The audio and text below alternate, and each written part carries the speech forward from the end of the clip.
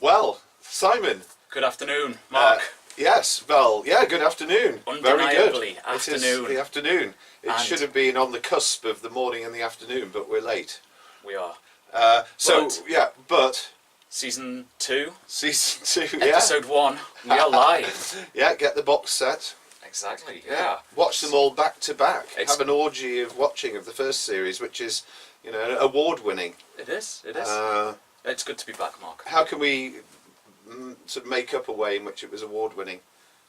We liked it.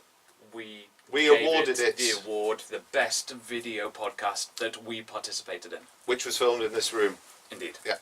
So, yes, and this is the Impact Narrative, where we discuss current issues in a kind of random fashion and always run out of time. And we are indebted, as always, to Roz, our camera operator and general disciplinarian and supremo and indispensable person. Indeed. So if beeping randomly occurs, that is our disciplinarian. Whose real name is Bianca. Indeed. Yeah, but there we go. Who is holding us to account that we said we would go no longer than 30 minutes. Yeah, so we better get cracking. So Indeed. What's on today's packed menu, Simon? So there's a lot to cover, Mark. Yes. So much so that I couldn't even get my menu up. But no. I think what we need to do is take stock of everything that's happened in the past 3-4 months since we last filmed. Yeah. So your area of the world has been out of the headlines, but that doesn't mean to say... Well, a little bit. It's been to-ing and froing, but quieter than usual. I mean, so much so that I've not been on TV anywhere near as much as you. In the last 24 hours. Indeed. How many have you done? 1. Excellent. But by the time this goes live... Oh, it'll be at least 2. You will have been on BBC News. Well, I hope I'm just, already... This is the trouble. If I gibber incoherently, then it's a sign not of my usual gibbering, but my nerves. Impending nerves. Well, we enjoyed watching you last night on France 24. Yeah. Talking about tents and tightropes. That's right. That's my sideline. So you'll be getting that into BBC this afternoon, will you? I will, but without further ado, what's top of your... Well, we're going to talk about the Middle East. segueing in to your interviews into conference season, because right. Not only is this welcome week, not only are we starting back with a bang. With a bang, with the Impact Narrative, we're welcoming students back to Lancaster, but it's conference season in politics. Yeah, it is. And Labour last week, and this is just in case this doesn't come up for a few weeks or whatever. We had the Liberal Democrats was sensational. They had a conference? They did. That's a sensational... I missed it. Yeah, and Vince Cable, made the headlines, well, nearly, by announcing that he's going to step down, and the world gasped. How old is Vince? Vince, I don't know. He's knocking I think he will never see his 65th birthday again. Right. I don't know. I mean, he's certainly a well-preserved individual. Liberal Democrat like Ming Campbell, who, despite health issues, tremendously fit-looking gentleman in his advanced age. Formerly Paddy Ashdown, of course. Yeah, not Charles Kennedy, and alas, the late lamented. It's almost like all the issues affected Charles Kennedy. Well, yeah, Paddy Ashdown is still kind of, striding around, looking military. Enough of the Lib Dems, because I think we've that was an advert to the vote Liberal Democrat and become vigorous into well-advanced age. Talked more about the Liberal Democrats than the media did about their conference. We have, which is good. That's balance. Labour conference, lots of enthusiasm, no coherence at all in the policy. Well, towards Brexit at any rate. Keir Starmer made a pretty strong case for kind of Remain and leaving everything on the table. And everyone else who was interviewed made a strong case for getting out without a deal. But now it's the case of the Conservatives. So yesterday, with their own brand, inimitable brand of incoherence. Yesterday was Mr. Boris Johnson. Yeah, and now I think people are sick of Boris. And so they're saying Bojo all the time now, and they'll get sick of that very soon. I prefer just Johnson. But then you lose the slight precision of... Well, but you can say it with an air of, I was going to say sneering contempt, and it came out as era. That I better not do that this afternoon. No, probably that kind not. of thing. That might get you in a bit of And trouble. also, I could be more biased here because I think the trouble is that with this, because the opinions that we advance here are not only nothing to do with the university. They're our own opinions, but they're also opinions that will probably change before this gets put out. But on this one, you know pretty well my opinion of Johnson has not changed. No. And the events of the last few days and weeks, in fact, have made it even more unchanged. Would it be fair to describe it as rampant opportunism? Me? Yeah, I think so. I've used it to advance my career. My dislike of the rampant opportunist. Indeed. Yeah, because he's better at it than I am. So Mrs. May is speaking today. Are we She expecting is. anything of Well, note? she's speaking as we speak, and bits of the stage are probably falling off before the world's eyes, just like last year. Well, yeah, I'm expecting warm applause from the audience. Mr. Johnson, I doubt that he'll be in the auditorium, but you never know. But the party will give a united appearance and then stab each other in the back in the foyer afterwards. Excellent. Knives will be available freely in the foyer for backstabbing. So, of course, underpinning all of this conference season is Brexit. So, in the past couple of months since we met, yeah, what's happened? Where are we at? Well, I mean, because we're rapidly approaching the deadline, aren't we? Yeah, we are indeed. Well, next month we have another summit. I guess to be very brief, which we have to, Mrs. May got the cabinet together at a country retreat of Chequers, and the cabinet agreed the proposition, the British kind of terms, and then within a couple of days, Boris Johnson, the aforementioned, and David Davis decided that they must have been drunk or something when they agreed to it, because they disagreed with it and resigned. And since then the EU has said that they don't, the Chequers deal as it's now called, the EU heads of government have said that they don't like it either. The Conservative Party seems to be divided between those who think it goes too far and those who don't think it, who think it goes doesn't go far enough, and the Labour Party is going to vote against it. Mrs. May continues to say that this is the approach that Britain's going to take, but it's pretty clear that there's going to be movement on the British position, and that will be towards what the EU want rather than to what the Brexiteers want. So really, I guess when we left this issue, it looked like Mrs. May was in an impossible position. And now it looks like her position is perhaps slightly more impossible, if that's possible to be more impossible than before. And the world just waits for, this uneasy coalition, which is the Conservative Party, to smash itself to pieces, which it will do as soon as, apparently Dominic Raab, the Mr. Brexit, the Brexit minister, has hinted that there will be some give on the British side, and that, I think, will just enrage the Conservative Brexiteers more. Of course. And Mr. Johnson is using the card, the only card he's got really, because I would imagine he is thoroughly discredited among anyone who isn't, besotted with him for one reason or another. The only card is to say that if the Conservative Party doesn't go for a tougher line with the EU, that the only beneficiary will be UKIP, and that there'll be and UKIP has been rising in the polls, etc. And Mr. Farage has gone on TV and done what he does. Yeah, following me around the studios. Indeed. Trailing in my wake. Anyway, so that's enough of that. I mean, that's enough of Brexit. So, well, yeah, it is enough of enough already, I think we'd say. We should just have a moratorium. If only there was a way out. Well, there is, I guess. A lot of people are taking Irish citizenship, including our friend and colleague Brian Garvey. Well, he is Irish. Oh yeah, I knew that there was something. Anyway, so perhaps over we should to get you, Brian Simon. on again at some point to talk about Brexit, the view from across across the iron border, which is about to, because that is the thing. Just very quickly, I mean, the obvious thing is that Boris Johnson has not really any serious consideration of the Northern Ireland issue. And I mean, that is the trouble with that, is that a lot of his supporters don't care less about Northern Ireland either, because they're English nationalists, and that really is very dangerous. Whereas Mrs May, it is in the end, that is the hook in which she is impaled.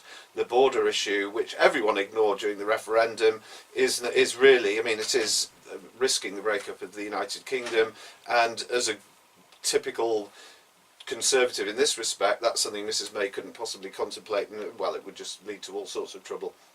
Simon, cheery stuff. Yeah, so I wonder, cheery than your stuff. Well, yeah, let's cross the pond quickly though, and touch base with US politics. Right. There's a lot of happenings recently. There are too many to. Driven by the, I guess, the legacy, the fallout of Me Too. And Mr. Trump's efforts to get his Supreme Court nominee confirmed. Yeah, and Brett somebody or other. Kavanaugh. That's it. Indeed. Yeah. And that's Kavanaugh QC. That was a programme that none of our listeners, watchers will remember, but it had John Thor in it. What? Not a clue. Yeah. Anyway, no. It was not his finest hour. So yeah. Go on, Simon. So, you talk now. It's proving to be a rather tricky time for Mr. Trump, again, but it's also opening up deeper and deeper cleavages and schisms within the US. Not only with regard to Me Too and the fallout of that movement, but also the fact that Mr. Kavanaugh's policies are potentially, well, they are abhorrent to many.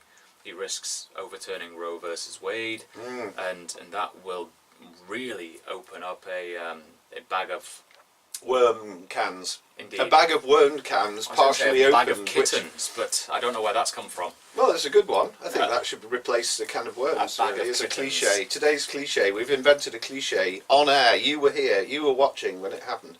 So, yeah. I mean, obviously, because Mr. Trump apparently, on the campaign trail, because he's got his midterm elections coming up, kind of ridiculed Mr. Kavanaugh's accuser. And of course, this programme has no views at all about Mr. Trump, but it would seem to me that the kind of accusation that's been levelled at Kavanaugh is indicative of a culture, an attitude towards women. If these allegations are true, it would put him in the same kind of camp as Mr. Trump placed himself with his remarks before the presidential election. And those remarks, of course, didn't, bizarrely, stop him winning the Electoral College vote. The programme will insist, of course, that he didn't win the election. He won the Electoral College vote. A nuanced point. Yes. Which of course, people forget. I heard, going back to Brexit for about a second, a minister this morning talking about how it was a decisive result of the Brexit referendum. Which minister was this? The paperclip minister. Excellent. Who it is now.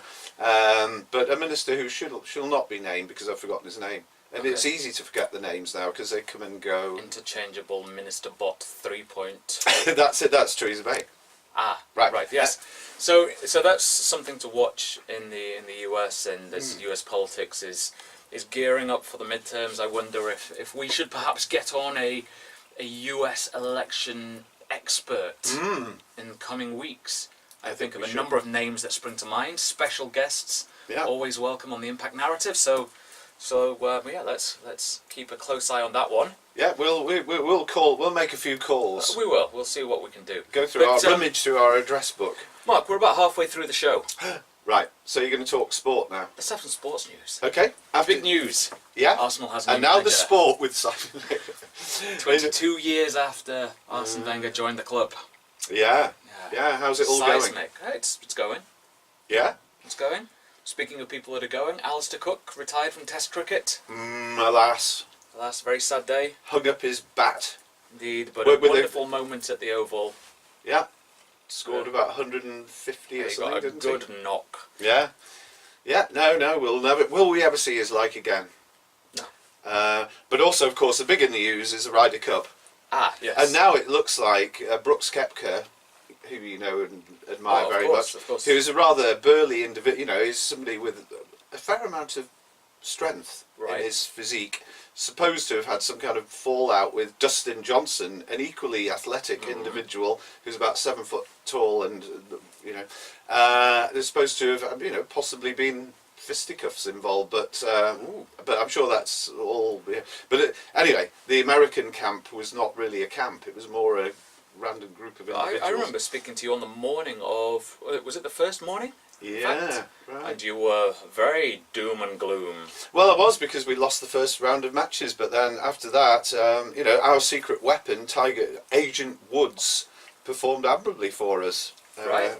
accumulating a total of 0 points from his endeavours. But anyway, this isn't. That's a good sport, and of course Newcastle are going down, Yes. and Arsenal are going to finish 4th. Yes. Yeah, we agree on 4th. We do.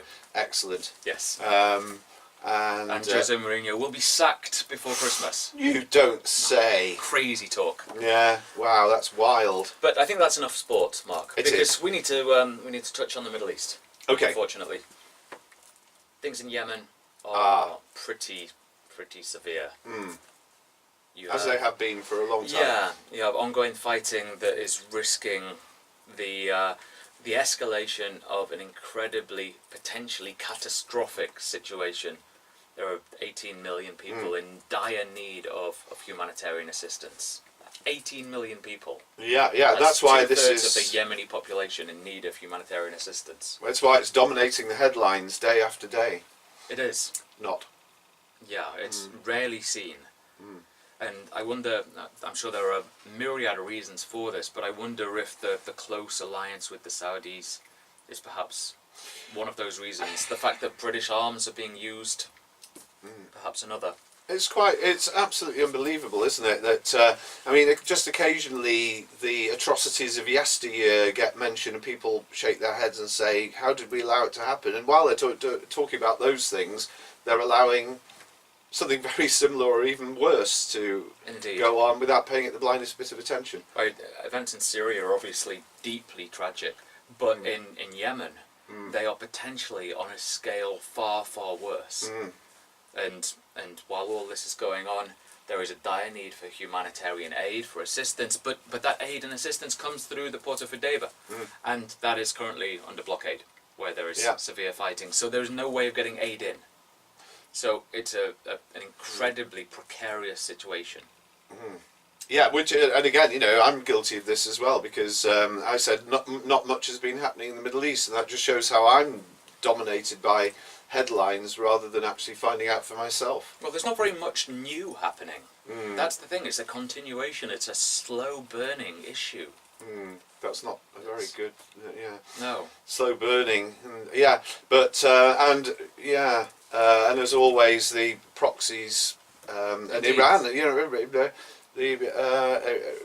supposedly involved in incidents in France, which seem to be, it just seems that generally there's states are now willing to be involved in activities which are infringing the sovereignty of other states or whatever, and taking tremendous risks, and Well, on that point, Mark, I'm going to take this opportunity to just quickly reveal some exciting news for the Richardson Institute. We have recently been awarded some money from the Carnegie Corporation to launch and run the SEPAD project, the Sectarianism, Proxies and Desectarianization Initiative. You can find out more about the project at www.sepad.org.uk. You can follow us on Twitter at Project SEPAD. And that's a project that's looking at some of these issues in more detail, the construction of sectarian difference, the politicization of it, and the implications of this rivalry between the Iranians and the Saudis. So hopefully we're going to try and raise awareness of some of these concerns, and we're going to have a number of issues, a number of events that will discuss these issues in the coming academic year. So it's quite exciting. Watch this space, yeah. So I'm congratulating you on getting a grant to study something which is something that we shouldn't be congratulating ourselves about. Exactly. But hopefully this is one way in which academics can make a difference in the outside world. Hopefully, yeah. Even if on a small scale, from small things, larger things grow. So, yes, so the Middle East still is a situation which we all ought to be informing ourselves more about this. We should. Not you, And of course, because you it's- know everything. But Well, I wouldn't go that far, but it's the sort of thing that needs more coverage, if indeed you can talk about that, given how much focus the media pays to the Middle East. But it's Right. perhaps paying attention to the wrong things. and are there any publications which cover this kind of Well, thing? it's a nice segue This- into some discussions about what we've been doing over the summer.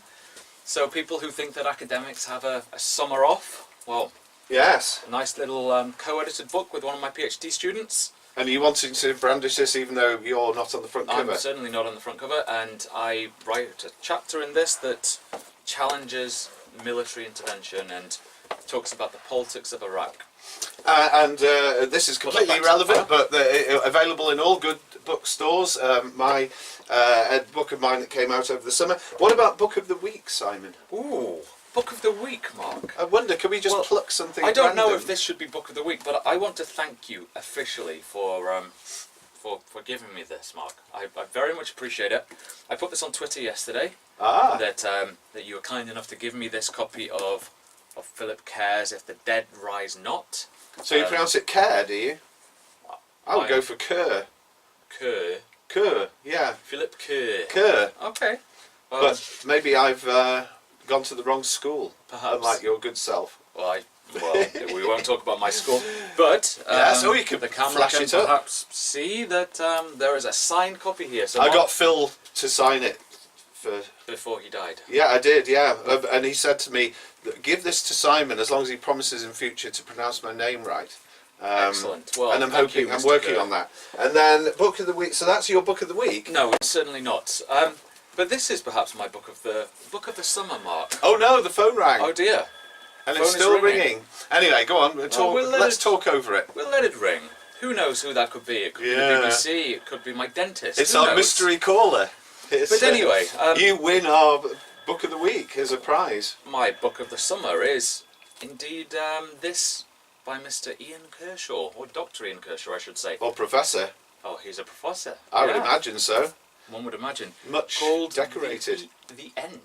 The Ian. The End. Yes, or as Philip Kerr pronounced it. A fascinating book that looks at the conditions within which peace was achieved at the end of the Second World War. Yeah, and I've got further with it than Oh, you you have. certainly have. I'm Is on this- about page 180. This is your copy, is it? That's my copy because it's rather dog-eared. Yeah, But a fascinating read, not only for a discussion of the war, but the conditions in which people were behaving and acting and trying to engage in politics in. And it's fascinating and incredibly tragic to see how that totalitarian regime was so all-encompassing, even in a situation where it was clear that Germany was losing the war, but it was still trying to exert all of this political influence.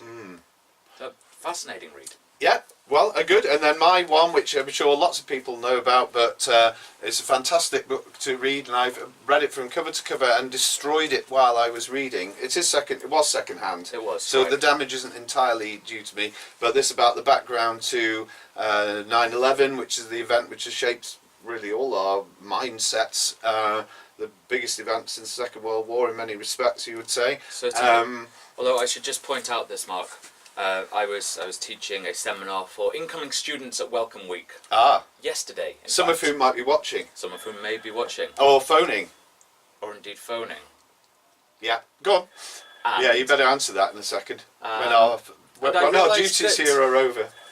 that students who were incoming to study politics were one. Yeah, oh no, it's unbelievable, isn't it? Yeah. And yet this is still an event that is having such a dominant impact on global politics. I mean, obviously, some of them were born when Arsene Wenger was already quite a seasoned Arsenal manager. Indeed, an incredibly successful Arsenal manager. Yeah. But I think it's pretty clear that 9/11 was an epoch-making moment. Yeah. And we're still very much feeling and experiencing the fallout from that event. Not only in terms of security, but politics broadly. Yeah, and so that book is particularly instructive. I mean, it seems to me it's based on a lot of kind of evidence from participants, which you might think you should be sceptical, but it's also got lots of documentary backing for the argument and the chapter of errors that led up to. I mean, you don't need conspiracy theories about 9/11. All you do is to look at something approaching to the truth, and you can see how really it was the creation of misguided US policy, just basically showering Afghanistan with weapons and also choosing its allies rather unwisely. Cause and effect. Who saw that coming? Yeah, quite. So, Mark, we're rapidly running out of time. Was there anything else we wanted to do? Well, I just want to say it's a pleasure to be back. And Good. And your trousers, it's a pleasure to have those back. Oh, these are new. They are. They are. Well, yeah, I was saying that because you have worn ridiculous trousers before, and I just thought maybe they were the same ridiculous trousers. No, these are a new pair of ridiculous trousers. Excellent. Where's my sober pinstripes, which are somewhat... Yeah, I had to change those before my television appearance this afternoon. So, as we're gearing up for a new term, what is it that you're working on for the next 10, 11 weeks, taking us up to Christmas? For the next few weeks, Simon, I'll be working, well, 2 exciting courses. Excellent. Is that... What I've got are you teaching? other things to do, but well, I'm teaching, Simon, British foreign policy, as it were, Britain in the world, in the 3rd year level and 2nd year course, trying to make sense of UK politics, in more generally. Very timely. Yeah, and what about you, Simon? I'm teaching a 2nd year course, Introduction to Peace Studies, and very excited I am about it too. Well, I'm sure you are. It's such a joyous subject. Very cheery topic at present. Yeah. But anyway, on that note, Mark, that nice cheery note. And anyone watching who isn't at Lancaster University, you can see the kind of verve and enthusiasm, which is almost, an electric atmosphere of anticipation in this office as a new term begins. So come to Lancaster. Indeed. Experience it for yourself. Bianca doesn't regret it. If she does, then she's too frightened to show it. Indeed. On that note, thank you very much, Mark. Thank you, Bianca. Thank you, everyone who has been watching. Subscribe. Yes. Follow us on Twitter, because you won't follow me on Twitter, because I'm not on Twitter. Oh, you are on Twitter. Well, I am, but only in name. Do all those things. Yeah. Subscribe, and we point at something, because there should on the screen come a way of subscribing. Yeah. And and look forward to the next instalment of The Impact Narrative.